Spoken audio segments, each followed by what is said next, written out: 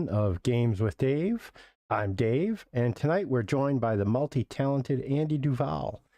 Andy not only wrote the fishiest of adventures, the Desiccated Temple of Locha, he also makes custom resin dice under the moniker Duval Man Dice. Welcome to the show, Andy. I'm thrilled to have you on. Well, thanks for having me. So, with the Desiccated Temple of Locha having been out for a few months now, what are some of the craziest things that you've heard about happening or had happen in your own games? Um, so I ran a play test for some folks, like right when I released that. So that was like the middle of February, and there's no real like monsters in any of the rooms because I relied on all like wandering monster tables, and I put a whole bunch of the giant centipedes in a room, which led to the question, do chests count as tiny rooms?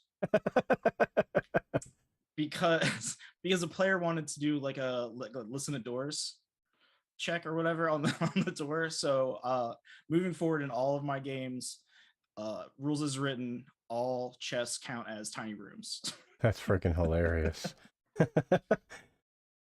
So, one of the things that I found extremely neaterino about Desiccated Temple of Locha is the fact that the center of the book can be removed and act as a DM screen. I haven't had the heart to actually pull it out of the book yet, but what inspired you to put that feature into the zine? So I started playing RPGs back in like the second edition era of Advanced Dungeons and Dragons, so like the mid 90s. And back then, when you bought like an adventure campaign setting, it came like in a board game box, and you got like all of this handouts and extras and maps and all this kind of stuff. And I don't have the resources to produce, $100 what is it, Beatles and Grimm, Bartles and Grimm, Yeah. whoever makes the Yep. big $500 fifth edition boxes. So I'm like, how do I make something like that for the like $10 zines that I'm making? And so yeah, the center, I was like, how do I fit all this stuff? I'm like, all right, well, the center spread, if I make it landscape, that's kind of like a GM screen you could pop out, and the outside cover is like cardstock. So like, let's make you could cut all the stuff out, and now you have like tokens for all your pieces. And so yeah, I was just trying to add that box full of handouts feel from second edition to like the zines. Gotcha. That's So, actually, while we're on second edition, what is your favorite box set out of second edition? uh probably like Planescape, Ooh, either Planescape was Planescape fun. or Spelljammer. I I would mean, say that Dark. Oh, see, second edition has all like the classics though, it because I mean, does. there's Dark Sun. Dark Sun is really good. It's real. I mean, it will never be remade because it's got so many kind of You know, questionable parts in it. it's really funny that you. But it's got such like it's got vibes. It's got Yeah, so much it does. It vibes. does. And it's really funny that you bring up Dark Sun, because when I read like the opening paragraph about the pedestal being in there, or not the pedestal, the shit. What is the word I'm looking for? Yeah, like the statue, the Yeah, the obelisk. the Yeah, obelisk. Thank you. Being in the center in the pit, I'm just like, dude, this is like got such a Dark Sun vibe to it, with it being in the middle of a desert and yeah.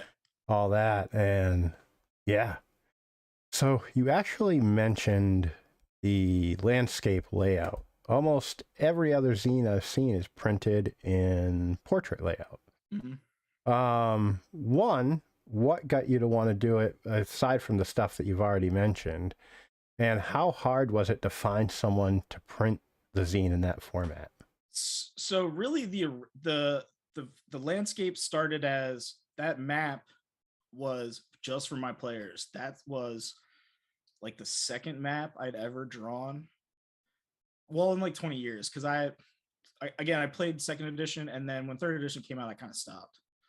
But the map started out, like I said, just for my players, and so I just drew it on a piece of, like, I think the rough draft was a 8.5 by 11 just drawn landscape with my DM notes like scribbled in all the corners.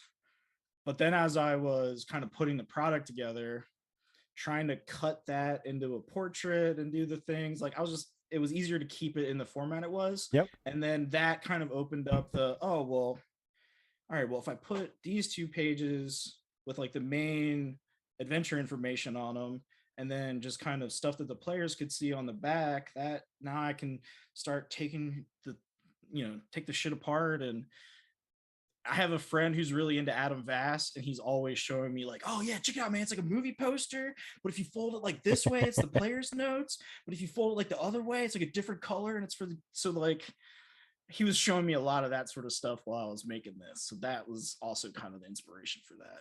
Nice.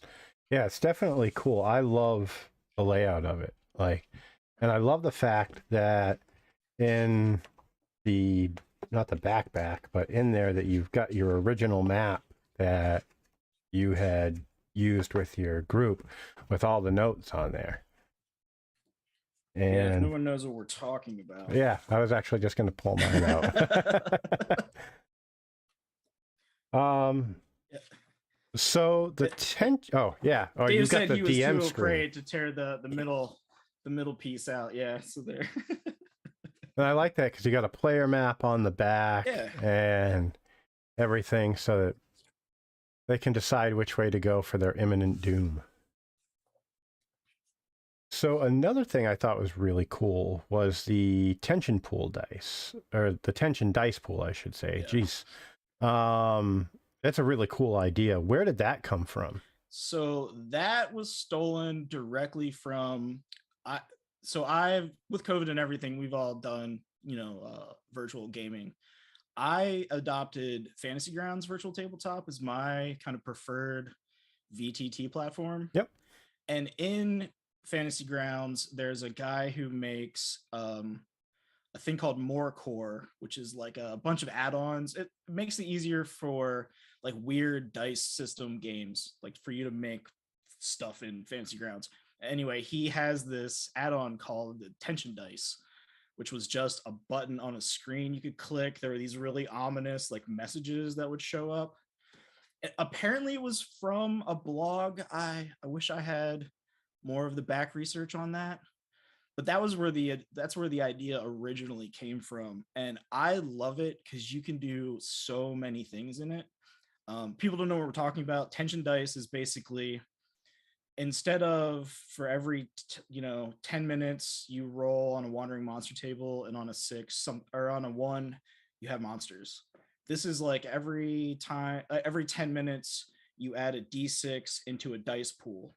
When you get 6 of those dice added up, you roll the whole thing and you look for, like, I think I have the wandering monsters on 6s, but I've also done it where, so if I roll a 6, I get a monster. The more 6s I get, the worse the monster is. But you can also tie like 1 means torches start blowing out, or some other kind of thing triggers. But it's a cool way of, especially at a table where you get, like, I stack them up in a tower, like in the center, so the players can kind of see this building tension pool. And if you like do stuff that's risky or makes noise, like, oh, that's more shit in the tension pool. So you can do whatever you guys want, but if you guys make a lot of noise, I'm just throwing lots of stuff in there and things could get really bad for you. But yeah, I love playing around with wandering monster stuff. I use the like Spore, Tracks, Trace wandering monster tables for like wilderness stuff. That's from the Alexandrian. Maybe I'm getting the wrong blog. Yeah, I'm not sure. I've never heard of that. I'm gonna have to check that out. So that's like, you have your normal like 2d6 wandering monster table, but that's like your species. And then if you imagine like that's your vertical column, the horizontal, you roll a d6. On a 1, it's like your normal wandering monster encounter. But as that number increases, it's like farther and farther away. So like a 2 or 3 is like they're nearby, like you can smell them or you see evidence of them. They're just like just off screen. Or like a 6 is like you find like old cobwebs. So like there's a giant spider in the area, but there's not like one around. That's like a cool system for like wilderness. Yeah, but that anyway, sounds really cool. I love that kind of.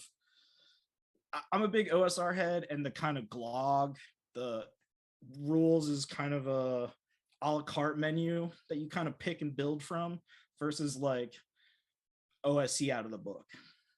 Right. That's kind of more my jam for that sort of thing. Gotcha. So another thing that you put in here that I really, really like was the Ancient Aquatic Tome Generator. How long did that take you to develop that? Picking more than like 3 words in a column took forever.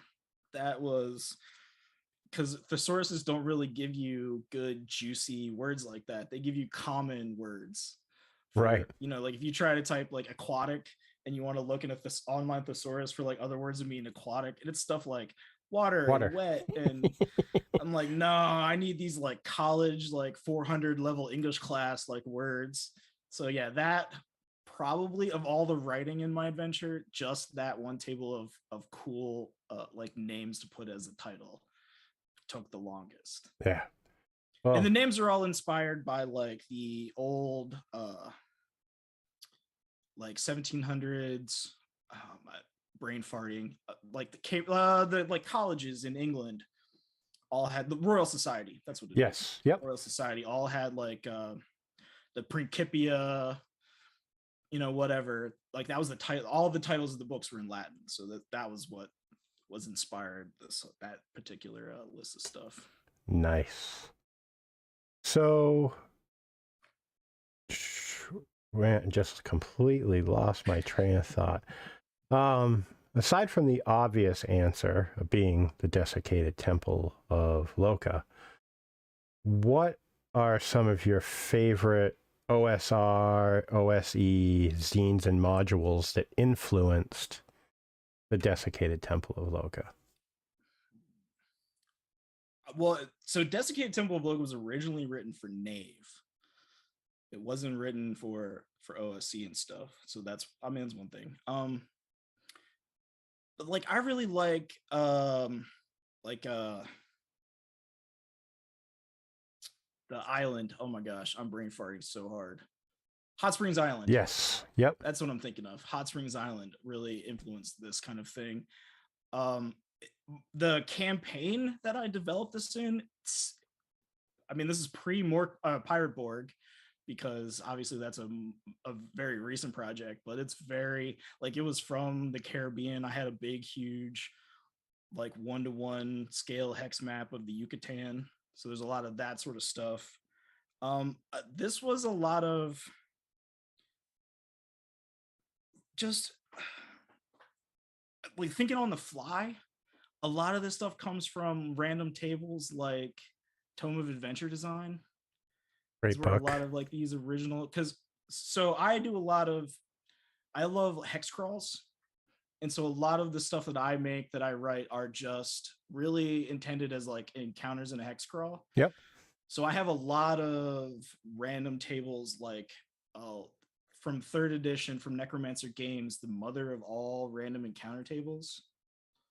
Never heard of it. I'm ashamed to say. So it is, imagine a book that is a series of D1000 wandering monster tables that are by like locale and by biome. So there's like Arctic day and night tables that are 1,000 entries long, and then each column is like grassland, forest, mountains, hills, like your old school hex map like icon series.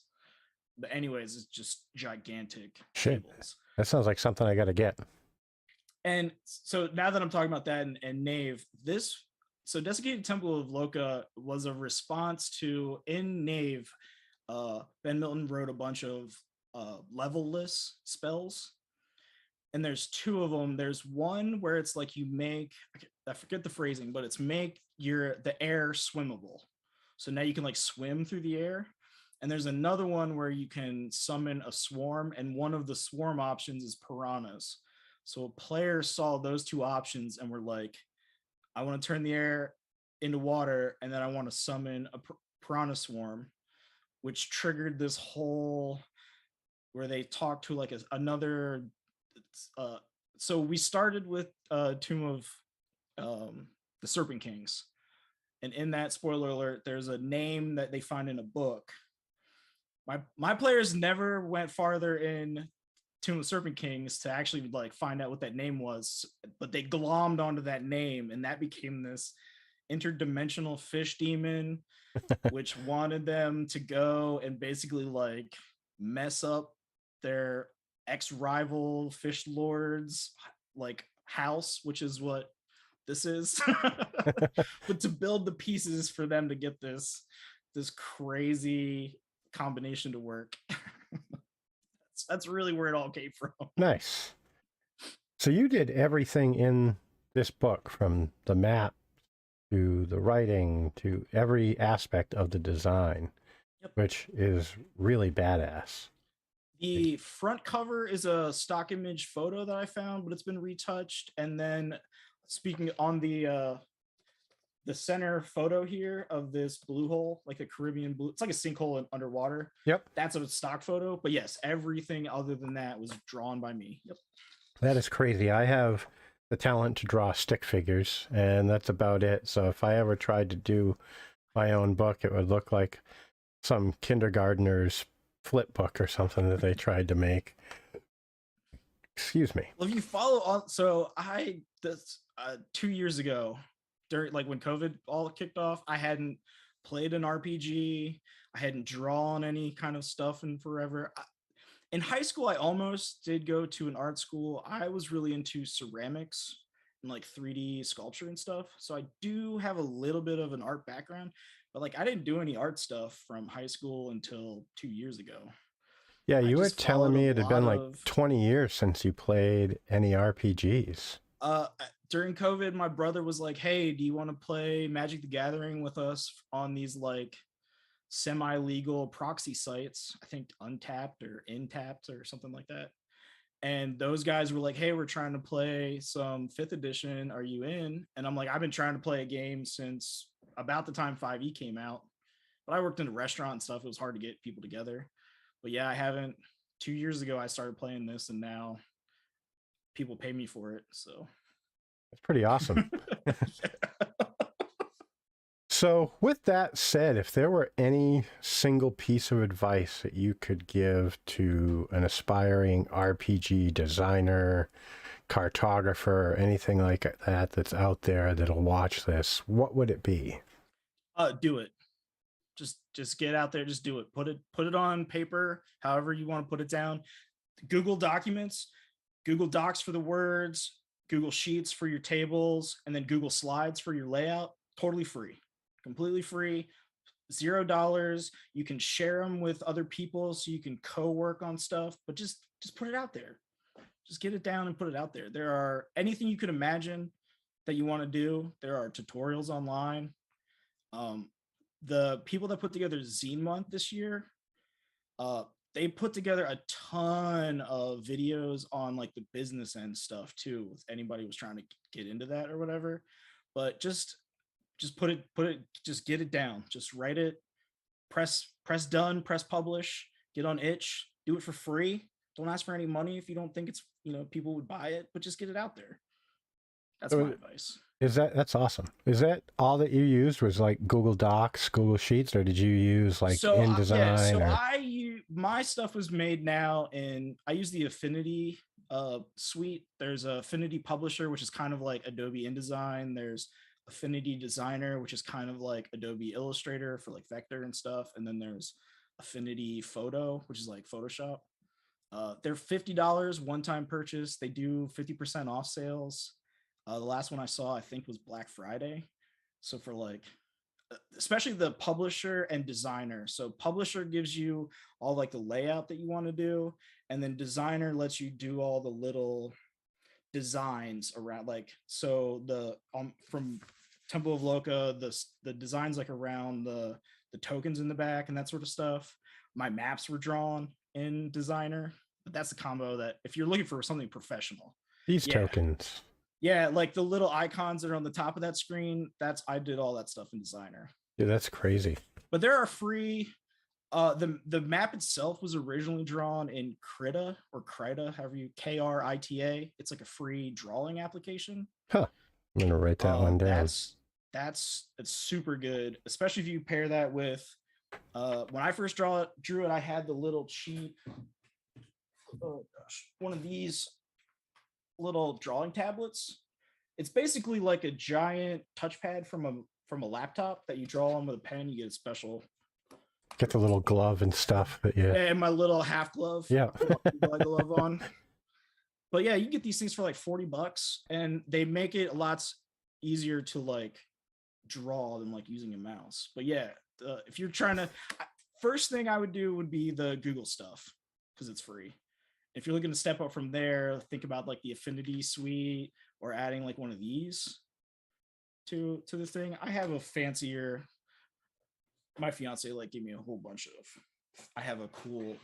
Now it's like a monitor I can draw on that I can see. Dude, that's But badass. yeah, just it's one of those you can throw as much money into the tools as you want, but absolutely that the Google Docs thing. I know a couple of people who basically did that and then either paid somebody for a little bit of art or just kind of hack some stuff together. There's a lot of like free public domain stuff that you can do art wise. Like you don't even have to spend a single penny and have a product that looks like really good.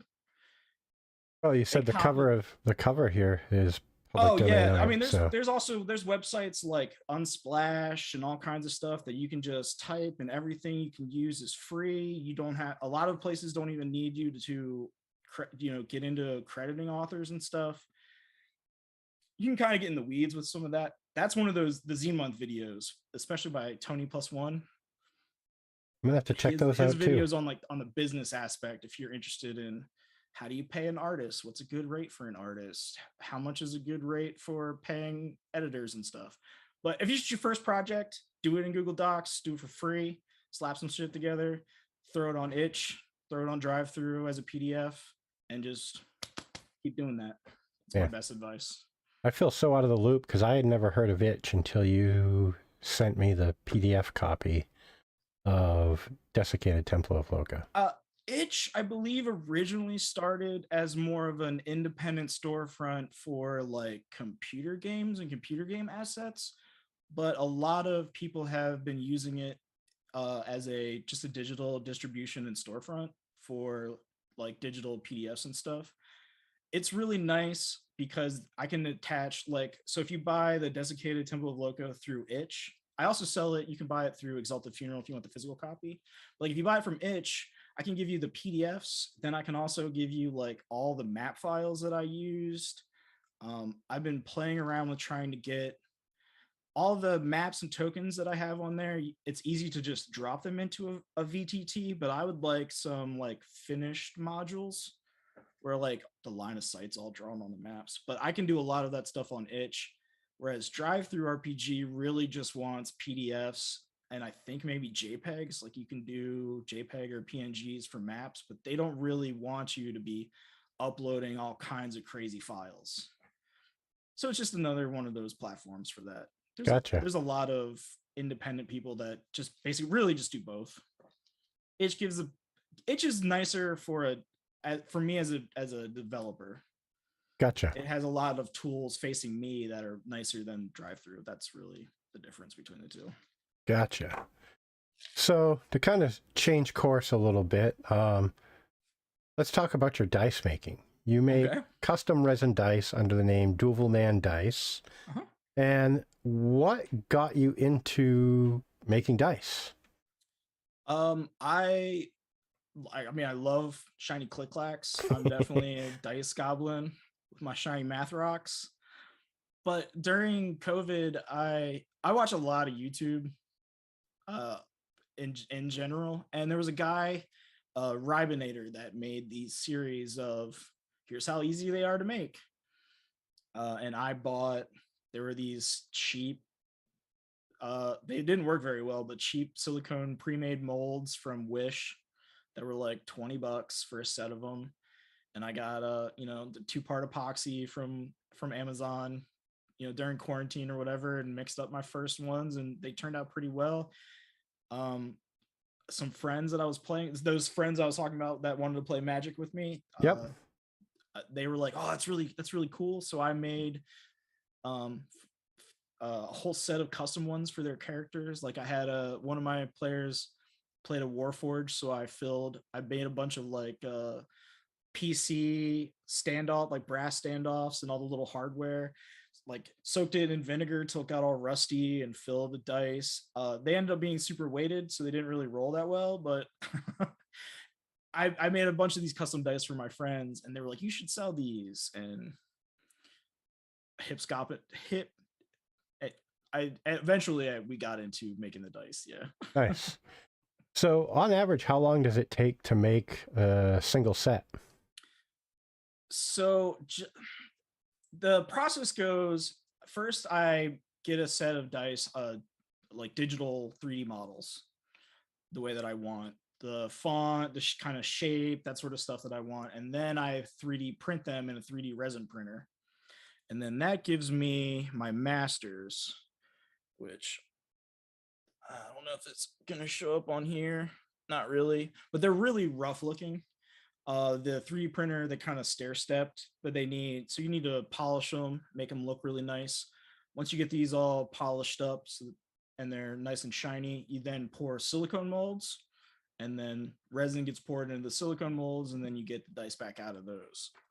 From the silicone mold, takes about an hour, 45 minutes to pour them, maybe a few more hours after that to ink the numbers, depending on how they came out of the molds, maybe a few more hours after that to polish them back up to that like super glossy glass-like finish. But from the 3D printer part to that finished dice could be dozens of hours. That's crazy. I think I would like fuck that up as clumsy as I am. Like I can just see myself going to pour and being like, oops, and dumping it all over the table or whatever I'm working on. Yeah, or you go to pour things. So I have a mold that makes these like coffin lids, but if you don't make your pressure pot completely flat, it doesn't, all the resin pools on one side. I don't know if you could tell that it's like missing its whole like top. Yeah, you can see that. Like, yeah. So what you is spend all this time and do all this stuff, and you open them up, and yeah, it was on an angle, so all the resin ran out, and all the dice on one side are like half made. That sucks.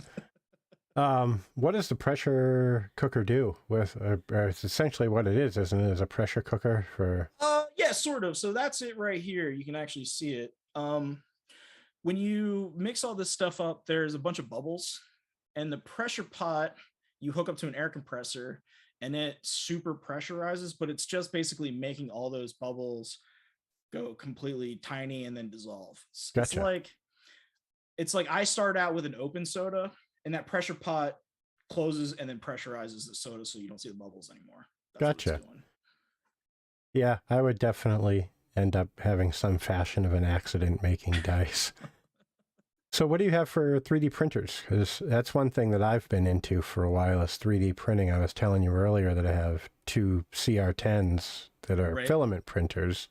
And I know you said you have resin printers. What do you have? I have 2 of the small Anycubics. I have an Anycubic Photon S, was my first one. And then I have an Anycubic Photon Mono, which is my second one. The screens on both of those are kind of the small form factor. So think a big like smartphone. Yep. Is the size of the actual like print surface. They're essentially the same. The mono one has a slightly brighter screen, which makes prints faster. But if you use clear resins versus opaque resins, I get a lot of like bleed through. So like the geometries come out all wonky. Gotcha. But that's what I have. I wish I had gotten something like an ender instead. So I had a filament and a resin.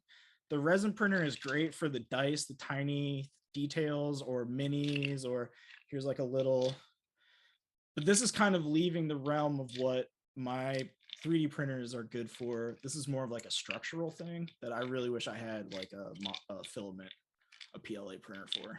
Yeah, I think I showed you my mug earlier that I printed with the, it's a honker, but I get some gaps in there that I just can't seem to work out with my printers, and it's like, yeah, that's its own hobby too. Like to get the dice to be like geometrically nice and perfect. It's all this tweaking and playing with how fast the layers go and how bright the screen is and how long it turns on between. The filament printers are kind of the same way, where it's kind of this constant, you almost have to want to be like constantly tweaking with it. Yeah. Oh, dude, trust me, I know. Yeah. There were days that I would sit there, I would start a print, it would get the first layer down, I'd stop it and be like, that's not right. Yeah. Started to make a few adjustments in the code and whatever, and then change the bed leveling a little bit, started again, and it just wouldn't be right. And well, when I bought my printers, my very first one came with a dead motherboard. It would go about 3/4 of a print and then just lock up. oh, that sucks. And so I spent, oh my God, 2 months like a month trying to troubleshoot it. And there's a million things I think I tried, like aftermarket firmware and all kinds of hackery stuff to get it. And then eventually it was like, it's a dead motherboard. But that's why I have two of them, because while I was fucking around with the first one, I was like, I gotta have a printer that works. So I bought a second one. Yeah, I was saying to you earlier, I'm so tempted to get a resin printer, except for my cat's kind of an asshole. Yeah, well, it's any of the resins, the 2-part epoxy or the 3D resin, it's some of the most toxic things you can do in your house. I've developed a sensitivity. If those 3D printers are on, I can't even be in this room. And I always I have two. You can see the window right behind me, but there is one right here off screen. So it's real easy to get cross flow. And the 3D printer sit next to the window. And even with a box fan and stuff, like I said, I can't even be in this room without breaking out completely. Yeah, because that stuff can burn you pretty bad from what I've heard. Yeah. And I got lots of PPE. I got a big respirator with cartridges I have to replace every like 10 hours of use, and they got to be sealed in another container between uses, or they, the activated carbon just makes my air less stinky and, gets wasted basically. And yeah, I got a coveralls that I only wear when I do resin. It's a giant pain. I wish I had some kind of workshop or semi-attached garage or something to do it in instead of. But yeah, I've got my basement. That's the one nice thing about nice. Like where we rent is we do have full access to our basement. So nice. Yeah, but there's no way of ventilating for a resin printer. Like there are no, our landlord built a bunch, like framed it out into rooms and kind of took away all the windows, which stinks, and it would literally stink trying to. I bought a small grow tent that has like a big, so it's basically a 1.5 by 1.5 by like 2.5 feet tall. It's meant for like doing its indoor hydroponic grows or whatever. You put a big grow light on the inside, but it comes with a big exhaust fan, and I'm planning on trying to use it as like a small like fume hood. Gotcha. Where I get a piece that fits in the window. I have a really high CFU, a cubic feet fan that it can go into or whatever, and basically like with some dryer hose make like a little mini fume hood in here that hopefully, so I can still do stuff in the room. But that would be badass to actually be able to hang out in the room while you're printing stuff.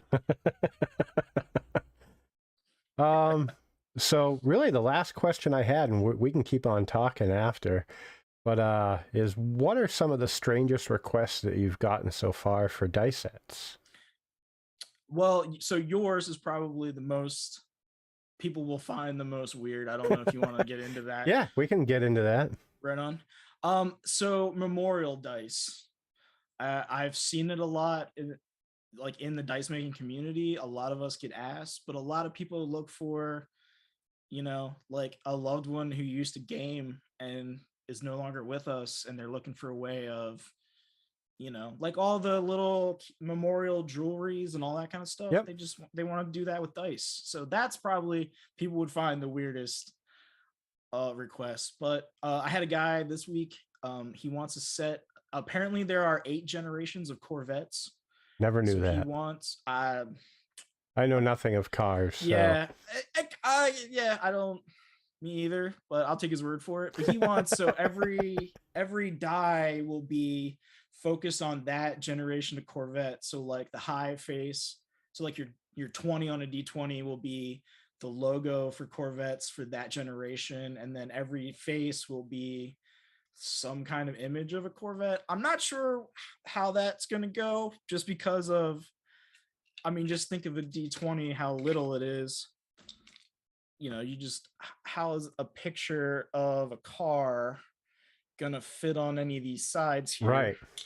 So, but I guess, I mean, I can make them this big. Dude, So that's maybe awesome.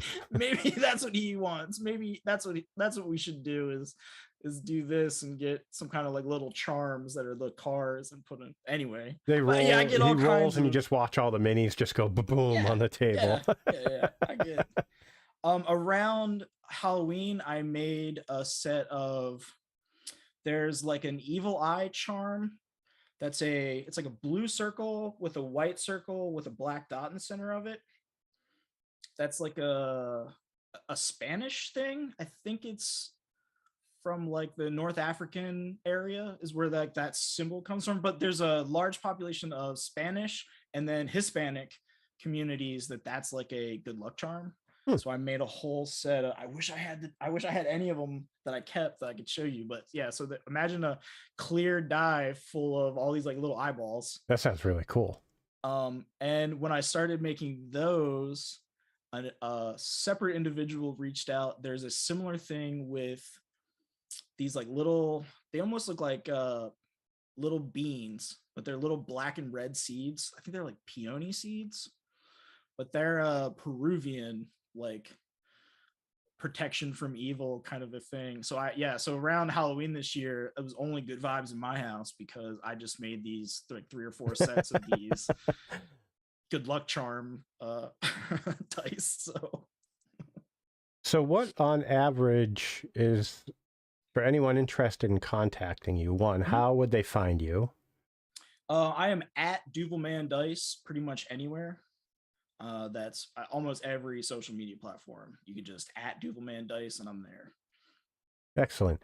And then I guess the next thing I was going to ask you, what on if somebody just wanted a basic 7-piece polyhedral set, what are they looking at for? You're looking at, assuming I don't have to do any kind of crazy, you're not looking at for like custom, like the shape, like custom fonts, custom shapes that I got to do the 3D printer and make the molds and all that kind of stuff. If you're just looking for to customize like the colors and stuff that they're in, you're looking at about $100. Nice. If you're looking for weird inclusions, like I recently did a set that required some UV react, like color changing pigment powders and stuff, Ooh, that will add a little bit to that cost depending on how, like that particular pigment powder was pretty stupid expensive for like the smallest amount. So we just, you know, but yeah, about $100 for your basic thing. nice. I have no idea what Mr. Corvette is going to be paying me to custom draw Corvette pictures for every side of every single dice that he wants. So I'm super excited to have you make the dice with my brother's cremains, because he's the one that got me into playing D&D way back when. And I think I was telling you earlier, I have some old character sheets of his. And he played in this game I've never heard of and I've never researched, called Earth. It's Earth with an E at the end. okay. I don't know if you've ever heard of that, but I got to do some research on that. And that was, you could make like people that were badgers and stuff like that, which sounds really damn cool. If I pull up my screen, it'll make me even more washed out than I already am to look that up. Was there anything else you wanted to touch on, like regarding either the Desiccated Temple of Locha or the dice, or? I mean, other than like the normal, if you're looking for me, find me at Duelman Dice, like that sort of stuff. Go for it, man. Yeah, I want you to so promote the hell out of yourself. yeah, again, you can find me Duvelman Dice on any kind of social media platform. I am duvelmandice.itch.io if you're looking for my digital store. You can search Desiccated Temple of Locha from exaltedfuneral.com if you're looking for physical prints. And you can get this fine, as he was saying, physical copy. Yep, there it is. If you buy a digital copy from Exalted and you want that stuff I was talking about, that my digital itch, just shoot me an email. I'm duvalman@gmail.com, or DM me somewhere. I can send coupon codes for a free copy of the digital one if you bought a physical one. There's not like a smooth way for me to do that built into the EF storefront, but shoot me one. I'll take care of you. There's community copies too. Just give me money or steal my shit. I don't care. I don't really. I mean, thank you for the money by all means, but if it's between giving me money or not playing my shit, steal it and play my shit. That's kind of how I feel about that. Hopefully more people pay me more money than steal it, but whatever. Excuse me, I keep burping. And then so I did have an Etsy store. There's a big Etsy strike right now. If no one knew, Etsy's kind of poo-pooing on seller stuff. So there's not really like a dice store right now. I do mostly commissions anyway. So reaching out to me on social media is probably your best bet. Yeah, they went up what, like 30% on their rates or some shit like that. And they're really bad about charging you for running like the ads for their website and not letting you opt out of that and all kinds of stuff. Yeah, there's all kinds of bullshit. And it's one of those, they make tons of money. Like they've made more money. They've had record profits for the last like 3 years for their whole life. So like, why are they not passing that money on to anybody who's helping them make all that money? Yeah, that sounds pretty damn stupid. I mean, I could go on that kind of a we can go off on whatever trains we want right now. So I'm having fun talking. So fight the powers that be, man. Yeah. So yeah, I guess to go back on the dice, for anyone wondering what I'm getting done, my brother had gotten me into D&D back in the 80s. I was like 6, 7 years old, and a lot of my family, I guess you would say, are, what is the polite way of saying it? Extremely bought into the satanic panic. So in order for my brother to not get ratted out of like, hey, Punk's playing D&D, I made him let me play. And I am going to have Andy make me a set of dice so that he'll actually get to roll. That's something I've wanted to do for about 20 years now, like I was telling you. And I don't know what made me ask you about... Hallfield says hack the planet. Yeah, I don't know what finally got me to ask someone to make those dice. It just seemed like such a weird request. And it's like, hey, can you take my dead brother's ashes and make dice out of them? And I think I had started to type the message and deleted it probably 5 times before I actually hit send with you.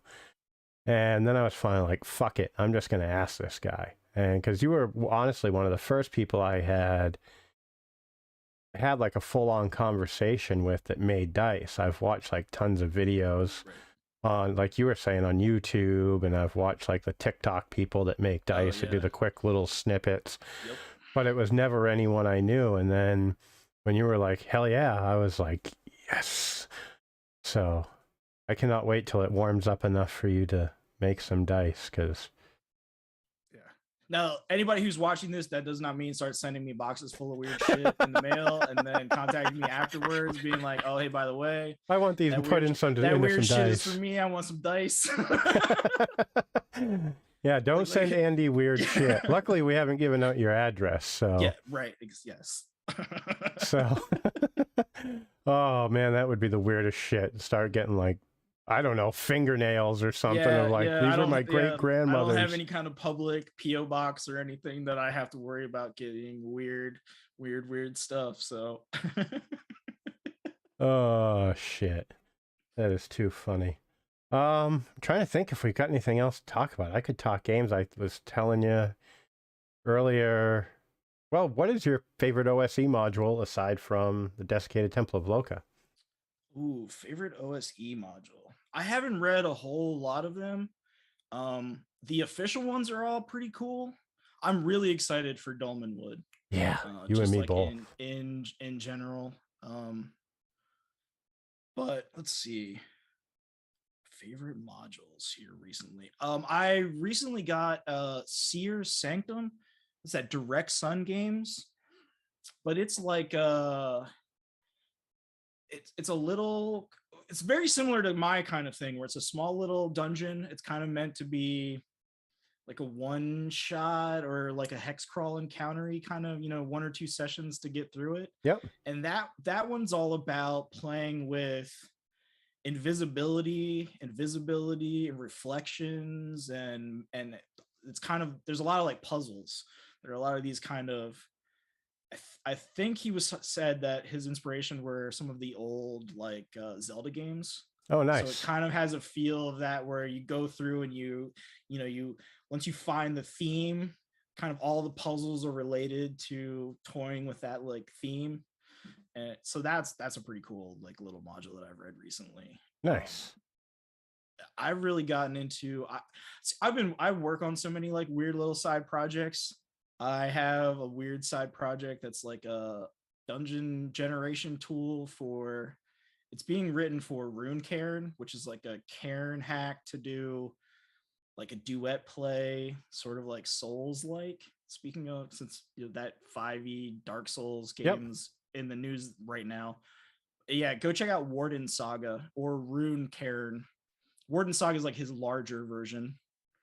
I'll write that Both of those down. are it's by Odin's Beard, by odin'sbeard.itch.io, I believe is the website. But Warden Saga will get you there. Nice. Yeah, I think I was telling you earlier, I've been trying to get into Call of Cthulhu. Just because I want to play something horror-y. Nice. Right on. That sounded like I was saying hoary, but Yeah, horror right related. And, you know, a game like that's like, what, 40 years old now and has so many There's resources for it. And yeah, and they're reprinting some of them. And I've got a box coming today that's got Horror on the Orient Express, which is a 2-book adventure. So that should be fun. Shit, I can't remember what else. There's a whole series of them that have Miskatonic in the name. There's like Miskatonic Lodge. There's a whole series of those. Yep. Yeah, Miskatonic University and all that stuff. Then all the Arkham stuff. And it's funny because the first time I had ever heard of Call of Cthulhu was because of Seth Skorkowski's videos. I don't know if you've ever watched any of his stuff. Yep, I'm a big fan of Seth's. And I was just like, dude, I got to get into this game. It sounds so much fun. And then I started to research it, and I'm like, holy shit, this game's 40 years old. It's like almost as old as I am. And it was one of those ones that I think my mother probably would have burned the books, bless her soul. But she would have been like, you're not bringing the deep ones into this house. Right. You know, so. So that's when you just bring home all the Palladium games. You're just like, fine. Yeah. No. I mean, I guess Rifts doesn't really get rid of your the demons and stuff, but no, it was so funny because like D&D was like forbidden in my house as when I was a little kid, and yeah. And now I'm like a friggin' crackhead with games. I've got like OSE, 5e, Call of Cthulhu. Another one I really like is Outbreak Undead from Hunter's Entertainment. Starfinder.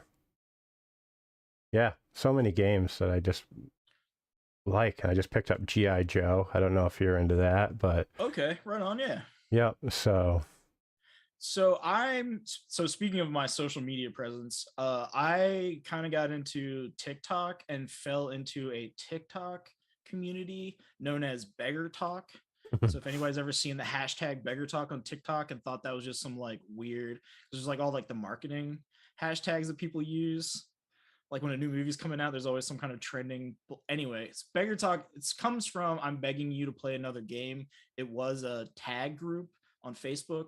So like when somebody would describe, oh yeah, I want to play D&D, but then I want to hack it to essentially then describe like Call of Cthulhu, you would like tag the I'm begging you to play Call of Cthulhu. Nice. But anyways, it's a Facebook group that's really focused on like non D&D RPGs, if that makes any sense. Yeah. Like a Oh bunch yeah, of different stuff. absolutely. We're not necessarily anti D&D, but it's like I play like 4 or 5 games a week, almost every single week. I'm in a game of Night Witches, which is a Powered by the Apocalypse game about World War II female bomber pilots, a particular battalion. That sounds Um, badass. I am in Righteous Blood, Ruthless Blades, I believe or it's the other way around, but it's like a wuxia game where I kind of stand back and watch the fight, and then I jump in, and if I get hurt, I spray poison blood on everyone. Nice. So there's that, but I play like so many systems all the time. It's amazing. I love it. I haven't had this much fun. Now I played my gaming comes from like the mid 90s, so there was second edition, but like I played a little bit of World of Darkness, like Werewolf, and then we played a really weird the Wraith, the like ghost World of Darkness game. Huh. No, never heard of that one. It was weird. It's real strange because like you half live like in the real world and half live like in the dead, like shadow ghosty realm. It's been like 20 years since I played. I don't remember all the details, but so there was always like a little bit of like 90s Palladium riffs and stuff kind of in the mix. So I've been having the time of my life just playing all these like little weird games. Nice. Yeah, the only game I'm currently playing is actually a 5e campaign that we play on Sunday nights. My DM, her name is Maven. She kicks ass if she's watching. Hi. But I play a goblin that is about as dumb as you can get. We joke around that he shares his one brain cell with another one of the halflings. He's been dubbed the trap finder because every investigation check that I've gone for with this goblin has triggered the trap. Nice. So I was about to ask if that was kind of like a tongue in cheek. Absolutely. You were the trap finder. Yep. How I have not died is a minor miracle. I picked up Blades in the Dark. Okay. That's another one I want to get into. I want to play in that. I have yet to play in it, but I want to play in that. Well, if I get a game going, you're in. Sweet.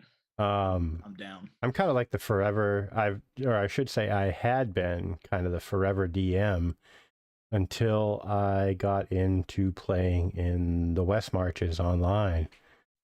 And I kind of forgot what it was like to be a player. And now there's that part of me that's like, shit, I don't want to go back to GMing. Yeah. Right. A player, I show up, I just could be like, oh, we got a game in 10 minutes. Let me go grab a drink. That's my prep. Yeah. As a GM, we were joking before we hit record, but my local group that's like my brother. I think he should be watching. He's probably shit talking in the comments right now. But with those guys, we played every Friday at 11 or 11:30, regardless of what was going on. And it was just like leading up to the game, who was the least nervous to run, like who was anxiety puking thinking about having to run the game on Friday, the least, that's who ran on the weekend. Yep. Yeah. So it was like anxiety knows goes. Yeah, dude, I get the worst, and it's the funniest thing because I'm the same way. I get so damn nervous. I was telling you, A, doing these interviews, and B, running games. And it could be for my best friends, and I'm still going to have that, like, before the game, and it's like, all right, let's go. And it makes no sense. Yeah, yeah. Luckily mine is slowly transitioning away from like the anxiety, like panic throw up, and more of just the like lots of energy, excited. Yeah. So I'm still kind of on that like wiggling around in the middle zone there. Yeah, it's funny because tonight was actually the least nervous that I've been going into an interview. This is my seventh one. And Well, you drink that half bottle of tequila before we press yeah, record, so you we know. weren't supposed to tell anybody about that, Andy. That was our secret. I told you if you didn't share, I was gonna tell. So what is on your shirt? Is that the Dungeon Oh yeah, Meowster? that's the yeah. I figured we do the Dungeon Meowster. Nice. Yeah. I've been wondering that sitting here. It looked like the cat on your shirt and it said Dungeon on it. And I'm like, aha. Well, this I have 4 cats now.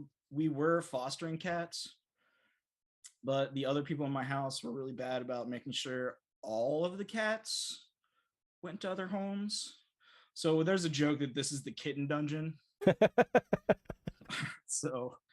So for Christmas, I always get like kitten related stuff. So There's nothing wrong with that. Shirts, cat. Yeah, exactly. Cats are awesome. Exactly.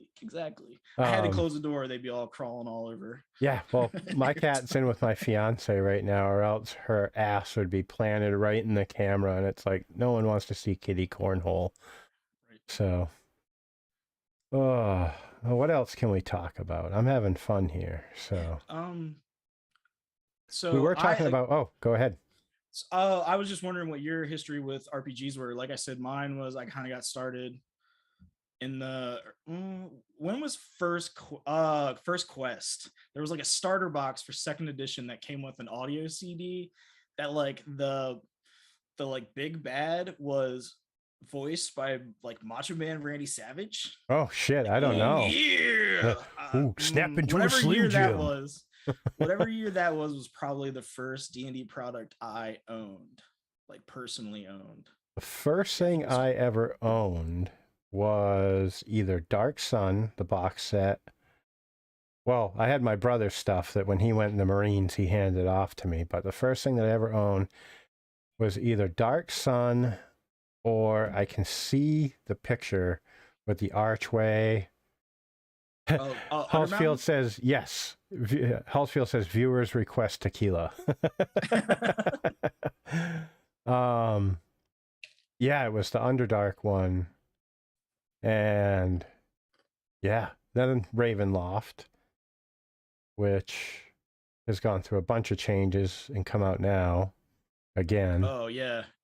Again. Yep. But I've heard the rumor they're bringing Spelljammer back, which will be that would be pretty cool. That would be super cool. That would be pretty cool. I've been following. I watch a lot of like Matt Colville's YouTube videos, and yeah, he's kind of got some Spelljammery vibes. I know there's Planner Compass. Speaking of, if you're into those kind of that is one I need to pick up. Spelljammery, it's super good. That is one that I keep getting told I need to pick up. Number 3 just finished the Kickstarter. I haven't gotten my physicals for that yet. Yeah, I just grabbed them all. Dark Sun is one of my favorites too. Halsfield said Dark Sun is their favorite module. Yeah. And we were talking about that, I think, before we hit record or go live, that we don't think that they'll bring that back out just because of all the... They would need so much reworking that anybody who was a big fan of, that would be a big... I mean, the freak out people did when that module with like the wheelchair, like the battle wheelchair. Yeah. And some stuff, the way that people freaked out about that, I don't see a way of doing Dark Sun without people freaking out. That won't either be so problematic that lots of people are mad because of how much problematic crap is in it, or you'll freak out. You have all the, the gamer gatey, like, oh, this is just woke bullshit. Like, I don't see a way for WotC and Hasbro to not just turn that into a PR disaster. Yeah, on either end of the spectrum. That's what I mean. Yeah, both sides are gonna be pissed. People in the middle are gonna be like, "What the fuck is Dark Sun?" So yeah, yeah. I see that as a lose all around. And they have Eberron, which is kind of that post-apocalyptic-y setting. Anyway, the Thrycreen though were so badass. Yeah. Oh, absolutely. I grew up playing the SSI video games. all those computer games, all that Two Dark Oh, Suns and trying to Eye of the remember which one I Beholder had. and Dungeon Hack. Housefield, my brother, who's the commenter that you keep seeing, he's probably freaking out thinking about all the dumb games that we used to have. That's your brother, Mm, Housefield. Okay. yeah, yeah. I paid him $20 to show up, and He's our only viewer so yeah, far. So, exactly. but It's yeah, a good whatever. $20. Yep. I'm gonna have to harass my fiance. Be like, why weren't you watching? Right, exactly. You would have given us 2 viewers. Let's see. Oh, he says the giants that wandered the sands, but had the heads of like birds and stuff. Oh yeah, you like fight them, and speaking of the video game, you fight them like in the opening arena. Yeah, I can't remember what those guys are called, but they're almost like, what's the big Mortal Kombat guy that has like multiple sets of arms? Goro. Yeah, yeah, yeah. They were this crazy creature I that kind of think. looked like those guys. Is it Goro or Gordo or something Something like like that? that. Yeah. Something like that. I know I'm probably fucking it up, but oh, my fiance made me this today. The snazzy new Spider-Man Ooh, dice bag. nice. We just got a See, new sewing machine, so well, that's the funny thing about being a dice maker is like you'd expect me to have, you know, some kind of gigantic duffel bag full of dice, and I don't. Most of the dice that I make, I've gotten rid of. A couple of them I hold on to.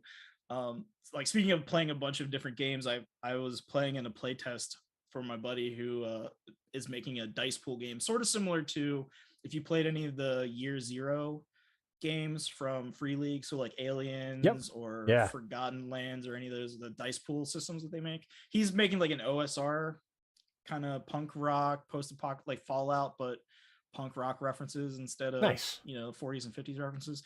Anyway, we were testing high level play, and so I needed to find like every D6 that I owned and like the mix mash of just dice that are half finished and not painted and like it's only things I couldn't sell that I still have.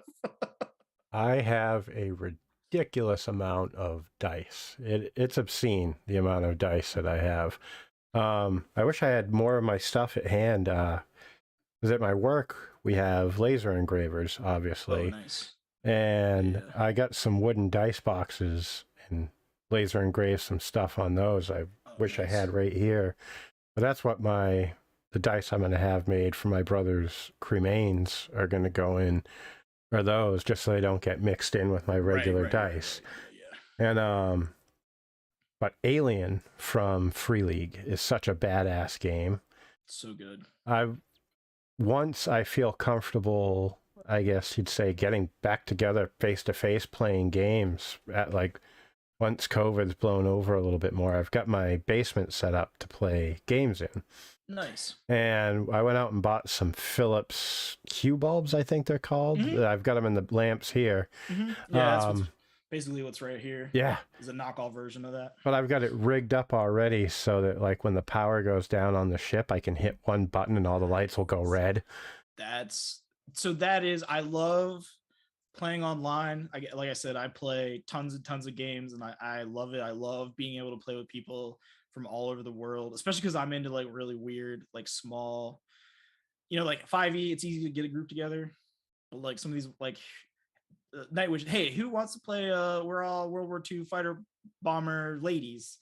Me. Yeah, right, exactly. But see, online, like, you know what I mean? Like, I can't just go like to the local game store and find all those people.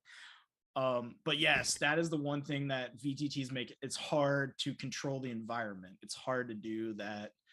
The red light change. We just like lower the lights, and we got cool music playing, and like candles maybe, or some incense or something. But yeah, you lose that kind of that vibe going online.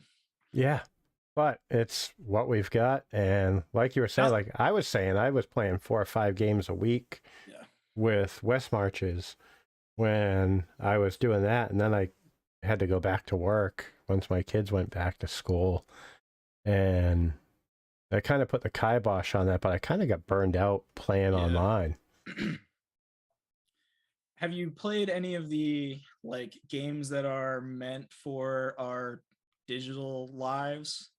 Specifically, I'm thinking of this Discord has ghosts in it, and then what is it, Alice is missing, where you text message each other the whole time.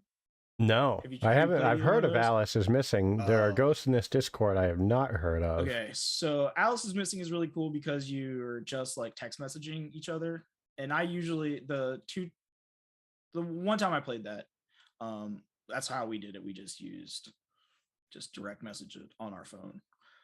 But this Discord has ghosts in it. Oh god, is that an Adam Vast game? I can't remember who makes it, but that is really cool. It's two teams. There's no GM. You have to set up your own like little Discord server for it because you basically half the people play like paranormal investigators and they get access to like a voice chat that everybody can hear and they can talk to each other like out loud. The other people are the ghosts, and you can only type or send gifs or images or links, but you use channels in a Discord like the rooms in a house. Oh, neat. And so you set up these like little, there's the ghosts get like a character generation thing where you think about like what happened to you, like why are you a ghost, kind of some of the things you're going to do, and then the investigators have to come up with like a couple of like phobias, and if a ghost guesses the phobia, they can have a little bit more control over what the paranormal investigator can do. Anyway, it's so, if you play online or you mess with Discords at all, it is so fun. We used it as a like, we were gonna have a game night, and I can't remember, like somebody didn't show up or somebody wasn't feeling like running or something like that happened, and it was like, so what can we throw together that like no one's, like kind of like a pickup game. Yep. And yeah, and that's, I played it like twice and it is a blast. That It's sounds fun as hell. this Discord has ghosts in it. I know there's an itch.io page for it, This Discord. but it is super duper fun. Gotta write that one down. I'm actually supposed to get together with some of the people I had been playing D&D with tomorrow night and play like Jackbox Okay. and stuff like that on Discord, but I'm going to see if I can figure out how to get that embedded in there and be like, let's play this. And that is super, super duper fun. I wish I had known about it with my local group because we used mini golf.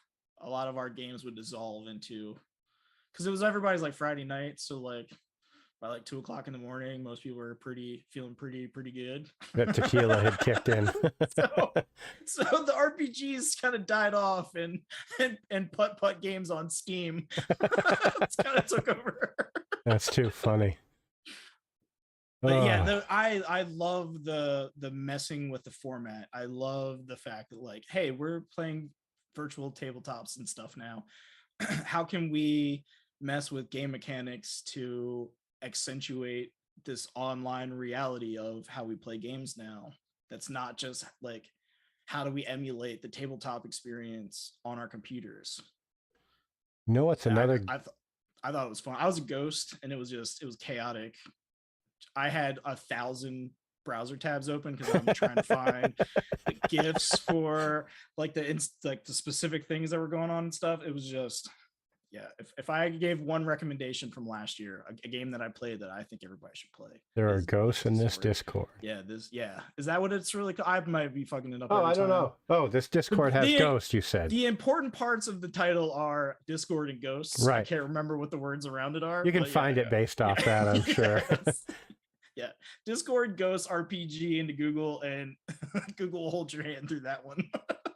Another game I'm wondering how it would translate into online play that looks fun as hell is 10 Candles. Or Dread, speaking of that kind of thing. Yeah, Dread is another one, yep. I don't know about 10 Candles. I do know that like Tabletop Simulator, the computer game. Yeah, I've got Tabletop. Has Jenga towers. Some of my friends had tried it to see if it would work for like a Dread game, and you really lose a lot of because in real Jenga with real Dread, like if you just like getting a drink could knock the table over, could knock the Jenga blocks all over. So I had forgotten But all about Dread until you just brought that up. I've watched a bunch of people play that. I've never played it, but that looks fun that as looks hell. super. Yeah, same. I've seen it a couple times as actual plays. I've never got it here. It would be fun in my family. We tried. I bought a Jenga set because I have a stepdaughter and a fiance, and um when she was like 8 or 9, I bought a Jenga tower set as just like a fun, for game night.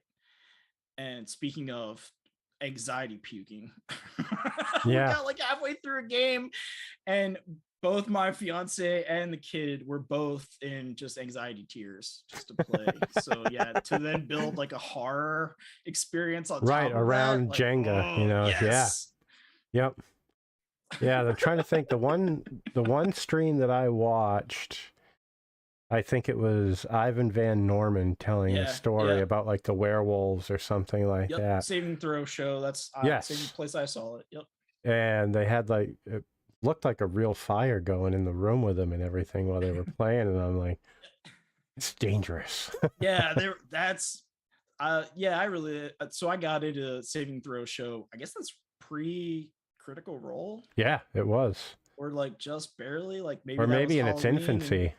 yeah, yeah. I actually found them first for Yep. Pathfinder. They had Pathfinder character creators. I was trying to put together like right when 5e came out. I was working at a restaurant, and I was trying to get a game together. I bought the Pathfinder starter box. I bought the 5e starter box. Yeah, I've got to get off my That group ass and run some games, man.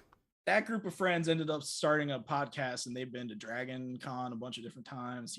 That's actually fairly successful. I can't remember. Botched, I think that's what it is. The emblem is like a bunch of like two beer steins or something. Anyway, I'm I was not trying to put sure. together a game. My friends were all like, "Yeah, that sounds fun. Can we do it on Saturday?" And I'm like, "I work at a restaurant." And they were like, "All right, well, we're just gonna play with ourselves." And then they got famous. Thanks, Ugh. friends. Thanks, friends. Oh, crap. Yeah, that would be a stinger. We're going to go play with ourselves, or Yeah. play by ourselves, I should say. And it's all half of them were like my friends from that play with me in the early years too. So it was doubly like, really? Damn it. Yeah. You just can't play on Sunday when the restaurant's closed. Come on. Yeah, restaurant work is not conducive with a gaming life. I would, if I worked in a restaurant right now, I wouldn't, like I said, I play 5 games a week online. I wouldn't be able to do any of them because I'd be at work during all of them. Yeah. Yep.